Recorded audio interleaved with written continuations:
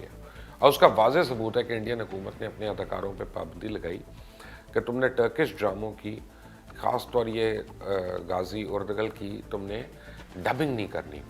اس کے بعد پاکستانی اداکاروں نے، پاکستانی فنکاروں نے سیزن 1 کی ڈبنگ کی. اب بھارت میں اس ڈرامے پہ پابندی لگانے اور ڈبنگ سے روکنے کی ایک وجہ تو یہ ہے کہ ٹرکش ڈرامہ سیریز جو ہے وہ مقبوضہ کشمیر میں بہت مشہور ہو رہی ہے. اب بھارت کو خدشہ ہے کہ اسے کشمیر میں آزادی کی تحریک کو مزید ہوا ملے گی.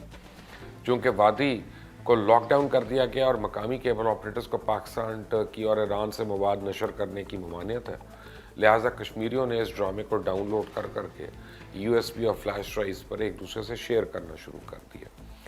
اب اس ڈرامے سے کشمیریوں کو حوصلہ مل رہا ہے کہ 2000 افراد پہ مشتمل ایک چھوٹا سا قبیلہ ایمان کی طاقت سے پورے یورپ پہ 600 سال حکومت کرتا رہا اور فاتح رہا. اور یہ متاثر کن بات ہے، امپریسو بات ہے، اور یہ سچی بات بھی ہے. یعنی اس میں کوئی سٹوری ٹیلنگ تو نہیں ہے صرف یہ. تو یعنی اگر آپ کا اپنے مقصد کو حاصل کرنے کا ارادہ ہے تو آپ کے راستے میں کوئی چیز نہیں آ سکتی، کیونکہ اس ڈرامے میں انہوں نے وقت کی سپر پاورز کو شکست فاش دی اور ایسی سلطنت کی بنیاد ڈالی جو صدیوں مسلمانوں کی شان و شوکت کی ایک عظیم مثال بنا رہا. اب اس ڈرامے کا واضح پیغام ہے جو بھارت سے تو ہضم نہیں ہو رہا. کشمیری اس سیریز کو تفریح کے طور پہ دیکھتے ہیں، لیکن یہ ایک ایسا ڈرامہ ہے جو اپنا اثر اور ایمان کی طاقت کا پیغام دیکھنے والوں کے پاس ضرور چھوڑتا ہے. اردگل کا یقینی طور پہ ایک سیاسی ایجنڈا ہے، ویسے بھی ایک دو مالائی کہانی تو ہے نہیں.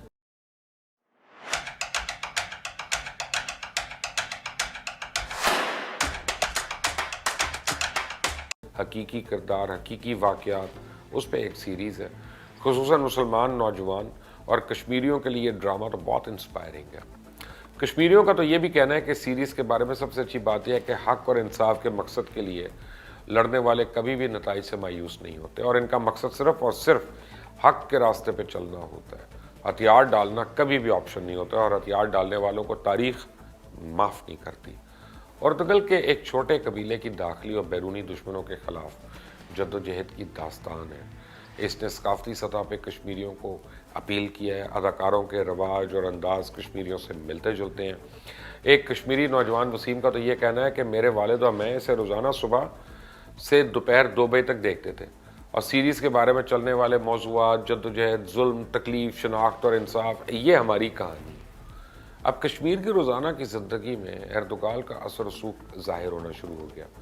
دوست ایک دوسرے کو اس کے کرداروں کے ذریعے استعمال ہونے والے ناموں سے اب سلام پیش کر رہے ہیں. کچھ نے اس کے ٹائٹل میوزک کو اپنی رنگ ٹونز کے طور پہ استعمال کرنا شروع کر دیا، اور اس ڈرامے نے کشمیریوں کو ایک نئی راہ اور نئے راستے سے روشناس کروایا. ترکی نے ڈرامہ اردگل بنا کر مسلمانوں کو نہ صرف اپنی طرف متوجہ کیا بلکہ پوری دنیا کے مسلمانوں کو یکجا کر دیا. اور اس وقت غازی اردگل اور غازی عثمان ڈرامہ 150 سے زیادہ ممالک میں ترجموں کے ساتھ نشر ہو رہا ہے، جو کہ دنیا میں سب سے زیادہ دیکھے جانے والا ڈرامہ بن چکا ہے. اب یہ ٹرکش ڈرامہ جو ہے اردگل، اس نے نوجوانوں کو اپنا کھویا ہوا مقام خلافت عثمانیہ حاصل کرنے کے لیے پرجوش کر دیا.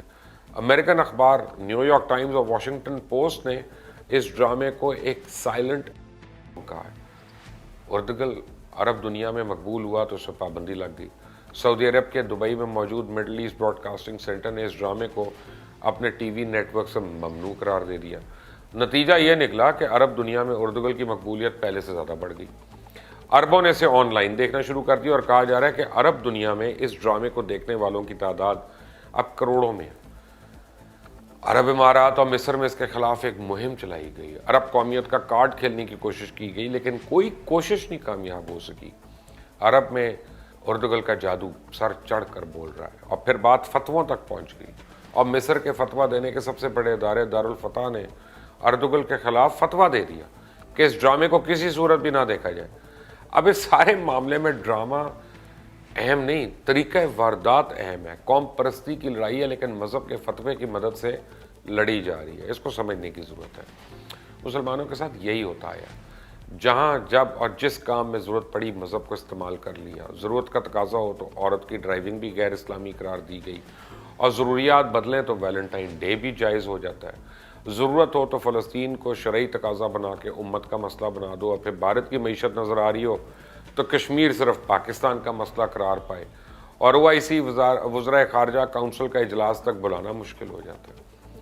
गुज़िश्ता साल दिसंबर 2019 में यह खबर सामने आई थी कि पाकिस्तान टेलीविज़न ने वज़ीर-ए-आज़म इमरान खान की हिदायत के बाद मुसलमानों की फतवात पे कहानी मबनी शोरा आफाक इस ड्रामे को उर्दू डबिंग का आगाज़ कर दिया। रिपोर्ट्स में ये नहीं बताया गया कि उर्दूगल को कब तक PTV पे नशर किया जाएगा, ताहम ये ख्याल किया जा रहा था कि 2020 में यह ड्रामा अब नशर करना शुरू कर देंगे। फिर खबर सामने आई कि मुबैना तौर पे PTV ने टर्किश ड्रामे की उर्दू डबिंग का काम रोक दिया। वजूहात क्या थी वो ये नहीं पता चला। अब रेडियो ब्रॉडकास्ट पाकिस्तान की ब्रॉडकास्टर और उर्दूगल की उर्दू डबिंग की टीम में शामिल वॉइस ओवर आर्टिस्ट रहमान ने सोशल मीडिया पे एक वीडियो जारी करते हुए इंकशाफ किया कि टर्किश ड्रामे की उर्दू डबिंग का काम रोक दिया गया।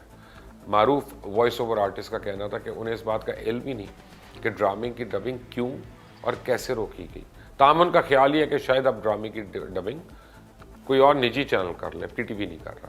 फिर PTV न्यूज़ की ट्वीट में बताया गया कि टर्किश ड्रामे की डबिंग रोके जाने की खबरों में कोई सदाकत नहीं, और उन्होंने वाज़ेह किया कि ड्रामे की डबिंग जारी और जल्द ही ड्रामे को PTV पे नशर किया जाएगा।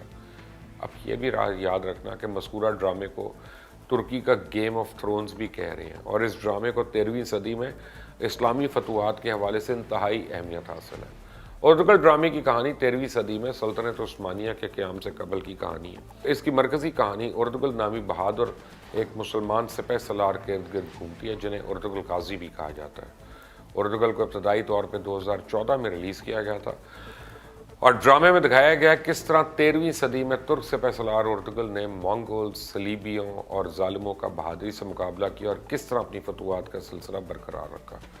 इस ड्रामे में सल्तनत उस्मानिया से कबल की उर्दूगल की हुक्मरानी, बहादुरी और मोहब्बत को दिखाया गया। अब उर्दूगल नामी सिपह सलार की वफ़ात के चंद साल बाद ही उनके छोटे बेटे उस्मान ने 13वीं सदी के आगाज़ में सल्तनत उस्मानिया के क़याम का ऐलान किया, और मुसलमानों की ये अजीम सल्तनत तकरीबन 600 साल तक 1920 तक कायम रही।